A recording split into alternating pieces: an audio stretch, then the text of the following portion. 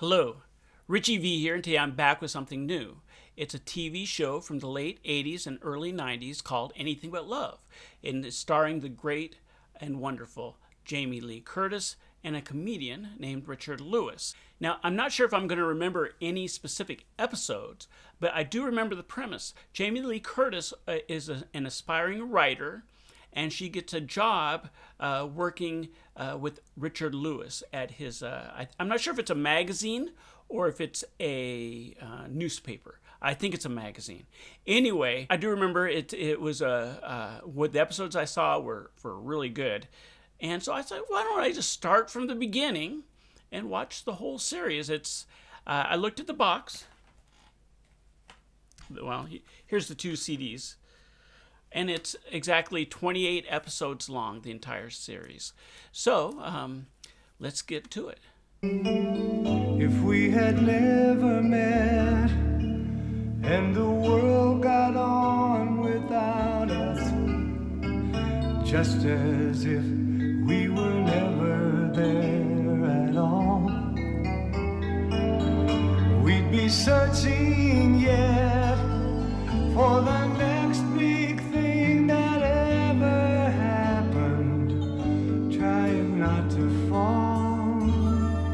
Anything but love will do, anything but hearts that beat like thunder, anything but love would be enough for anyone but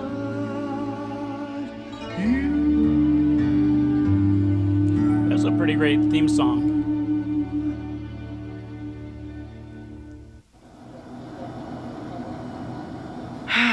Maybe I gave too much. Maybe I expected too much. Maybe Dad should have read me the height report instead of Sleeping Beauty. There are no happily ever afters, no princes. Now, sir, just relax. It'll be fine. Yeah, but the pilot has good vision, right? And a good marriage. I mean, his wife didn't leave him for some guy whose house he might want to dive into or anything, huh?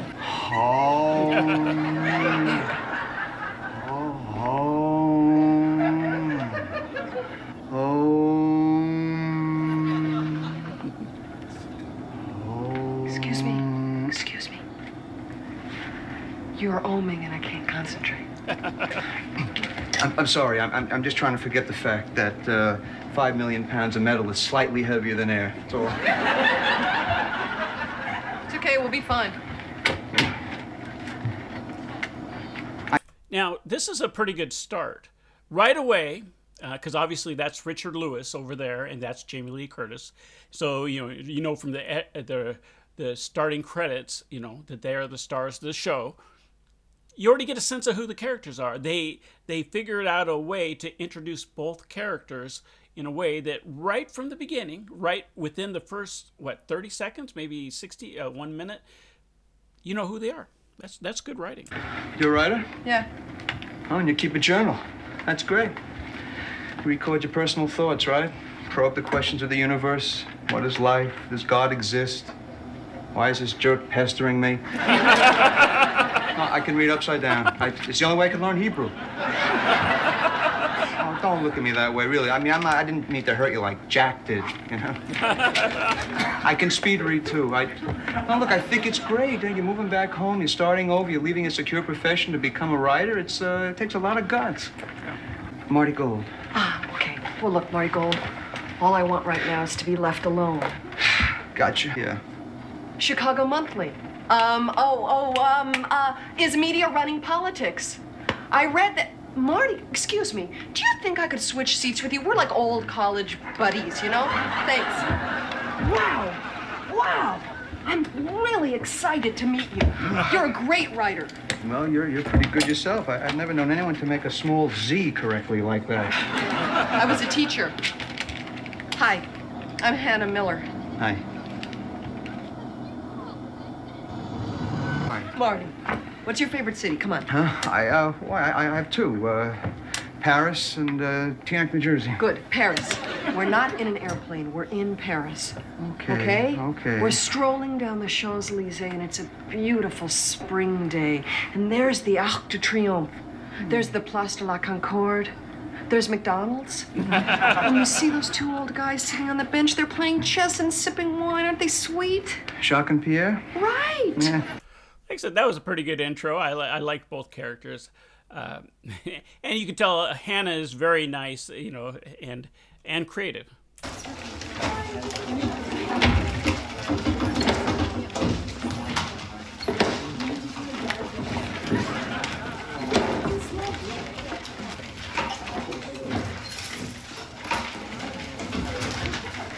Ricky Brigham. The managing editor will see you now. Hi, it's me, Deborah Kurtz. You were my 8th grade English teacher. Oh, wow. Debbie. Little Debbie? You got big. I'm applying for the neatest job as a researcher. What do you do here?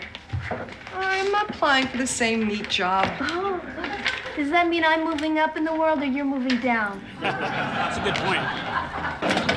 Once Did a you get the teacher- job? God, I hope not. Jules, no more interviews, just take resumes. You heard the man. Sorry, we'll be in touch.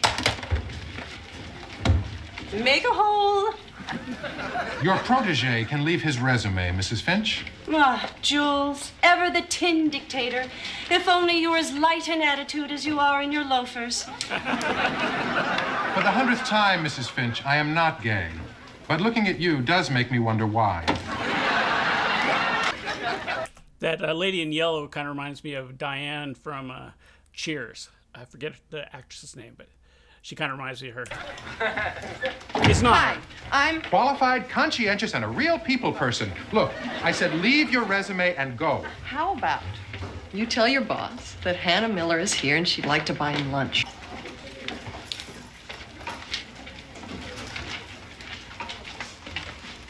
So, can you hear the ocean in there? Hey, I need that shot on Chambers, Harry. Come on. Millie, vitamin C. How many times? Vitamin C. Hiya. Hello? So, you got your interview with Norma? No, actually, the officious drone over there wouldn't give me a break. That drone happens to be my oldest friend. He saved my life when I was 7. Of course, you know, drone doesn't always have to be taken in that negative connotation. For instance, in the B family, he's a very Now, I popular asked guy. you nicely. Jules, make nice. This is my friend from the plane. Oh, really? Sorry to hear about Jack. That was a good line. Can I take you into the black hole? You're gonna take me in personally? Thank you for considering Douglas for the research position. Your daddy owes me, Dougie. My competition. Our turn, Pammy. Hannah Miller, this is Pamela Peyton Finch. She covers what? Trends, fashion, gossip, everything you want to know about. I don't know, nothing. What about him? Norman? You ever have a hangnail and you know if you pull it off it's gonna hurt, but you do it anyway? And in kind of a strange way, you kind of like it. Yeah. You're gonna like Norman. What? Norman, this is Hannah Miller. She's perfect for the research position. 2 minutes. Piece of cake. Hi. Resume. You're a little old for this job, aren't you? I'm 29. You know, Grandma Moses was 80 when she started painting. Great. Come and see me in 50 years, then. No, actually, that would be 51. Teacher, huh? Yes. Noble profession, why leave it? Look, I don't need a ditz here. I need somebody who'll be a writer someday. So why don't you stick to teaching and have a nice day, sweetheart, okay? I can take being called a broad, but nobody calls me a ditz. You obviously just don't know who you're talking to. I am not some airhead dilettante from the North Side. My father is a cop. I taught the inner cities, 3 tours. Most people burn out after 1. I've worked all my life. I know life. I know people. I read this book. I loved it. I am the perfect person for this job, unless, of course, you would just rather have some snot-nosed brat that you can push around, in which case I should just go home.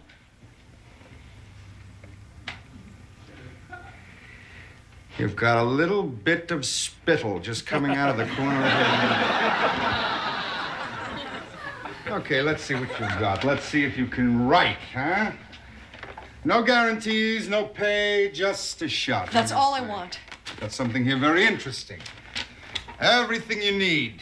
Facts, figures, everything except the talent. I'll supply that. 2,000 words. 2,000 great words. Tomorrow? Look, it's okay. If you get the right story, it could write itself. The Tortilla Wars. Does Chicago prefer corn or flour? Oh, no. By the way, I'm going to stop it here. I like that scene. It shows that Hannah has a little backbone. It's a good character moment. Sorry, Hannah. It would have been nice. I mean, what am I supposed to say except corn or flour? You'll find something. Well, if you held a knife to my belly, I'd have to say corn.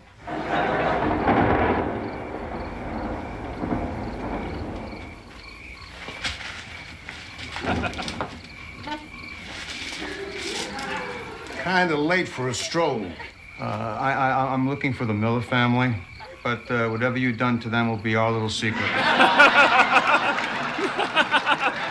want a cup of coffee? Oh, Dad, what? This is Marty Gold, Chicago Monthly Magazine. Remember my interview? How about a nice cup of coffee? No, thanks. I'm sure I'll be awake through the 90s now. I'm fine. Hey, I like it here. We're the dwarfs. So what's the problem? I just have to care about what I'm writing. And I don't care whether it's flour, corn, flour, corn, flour, corn. I'm blocked. I'm totally blocked. What do you do when you're stuck? When I'm stuck, I don't know. I go over to my favorite chair, and I sit myself down, and I ask myself stupid questions. Here's one. If you can't spell a word, how are you supposed to look it up in the dictionary? Very good point. Why do people look like their dogs? Who changes? And what about the Sunday papers on Saturday? I mean, how do they know? Who writes their headlines for them? Yuri Geller, you know? What about the guy who has like 4 strands of hair on his head and he like parts it over the right ear? I mean, does he really think he's fooling anybody? Is she okay? Yeah, she's fine. Let's go. You better bring your axe. You know, I think you have wild boar on your property. Gather around, people. I want you to hear this. Uh-oh. What's your favorite city? Rome. I've never been to Rome. Look, we're in Las Vegas. There's Siegfried. There's Roy. There's Elvis. He's alive. And Finn. Finish, Gold? I asked Miller here to give me 2,000 words on the Tortilla Wars. Did I get a comprehensive, fact-filled piece? No. What I got instead was a tirade on superficiality in our culture. And I quote, "Every day the less fortunate in Chicago face hunger, disease, and homelessness. But we ignore them. We're too busy saying, 'Pass the salsa.'" I have goosebumps the size of grapefruits. Look, Mr. Keel, you and I both know that this tortilla story is stupid. But what's not stupid is the fact that there are a lot of people who don't have a choice between flour or corn or anything else. And if you can't see that what I've written matters, then this isn't the place I want to be, and you're certainly not the man that I thought you were. Look, this is what I want to write about, and if I can't do it here, I'll do it somewhere else eventually. I just need as good of a teacher as I was. So, anyway, thanks very much for the experience, and vaya con Dios. No, buenos dias. This is your W-4 form, and this is your company ID, and this is your desk. All right. Yeah. I got the job. Welcome aboard. I guess I was, Humiliatingly inappropriate. You found an angle on this piece, Miller, that my other so-called seasoned writers couldn't. All right, Gold, I want a first draft in the Chambers piece on my desk tomorrow morning. You, that article on lingerie, it's flat. I want background. Jules, I got 15 minutes to board meeting. I want my notes. Let's go, everybody. We got a magazine to put out here. Let's look alive.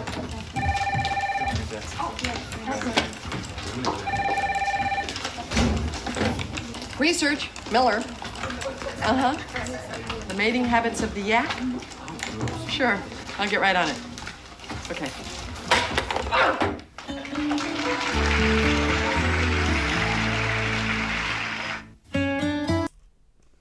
Okay, that was a good opening pilot episode. That was pretty good. I enjoyed both the lead characters. Like I said, I do remember the premise and some of the characters. And I'm looking forward to seeing this whole thing from episode 1 to the end. So, okay. Oh, by the way, at the beginning of this episode, there was a theme song, and it was really good. If it was in there, great. If it's not in there, it means I had to cut it out. I hope it stays in, though. Even if it gets claimed, I'm cool with that. Okay. I hope you liked this.